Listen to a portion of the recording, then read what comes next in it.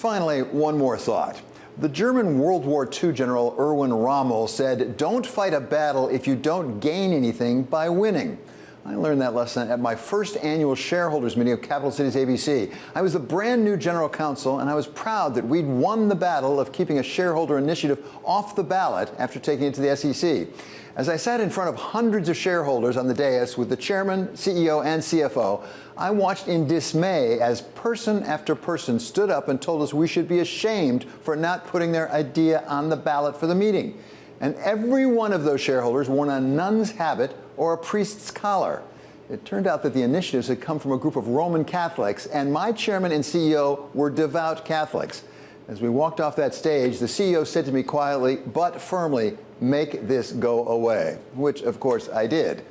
This week, we had more than one example of people fighting battles with questionable results, even if they win. Farmers from the United States to India to Spain are up in arms about higher costs on climate regulations, with the most militant in France, where they shut down the capital. We share the goals, for example, the protection of nature, because we all live in nature and with nature, and the best ambassadors for nature are the farmers themselves. And important is for us that we find common solutions. But it's not clear what farmers will gain, given what climate change is doing to their livelihood. If you take, for example, the western United States, everything west of my house in Colorado, the combination of specialty products, so a portfolio of different types of products, which are having different price and supply and demand dynamics, exacerbated, of course, by terrible drought conditions, unevenly distributed across the entire western United States.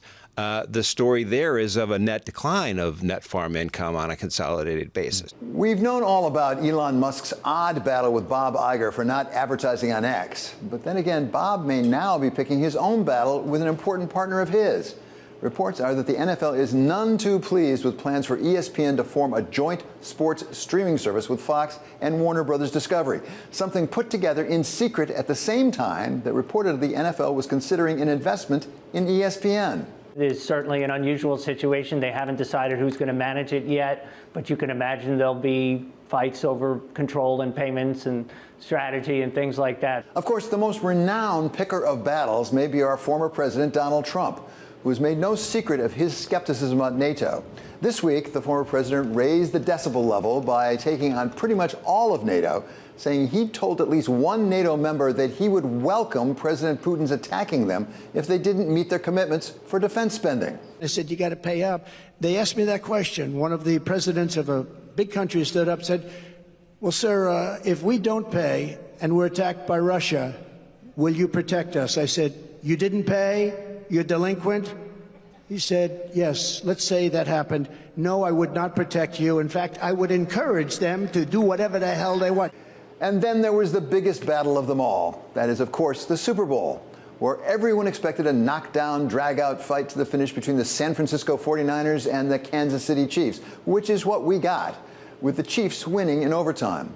But what we might not have expected was a separate battle on the sidelines between Chiefs star tight end Travis Kelce and his coach Andy Reid, triggered apparently by Kelce's displeasure at not being on the field. He subsequently quipped that rather than cursing him out the way the lip readers said he had, he'd really said something much nicer. I was just telling him how much I love him. But in the end, despite picking a battle with his coach, Mr. Kelce did get the big reward of a kiss from none other than, of course, Taylor Swift.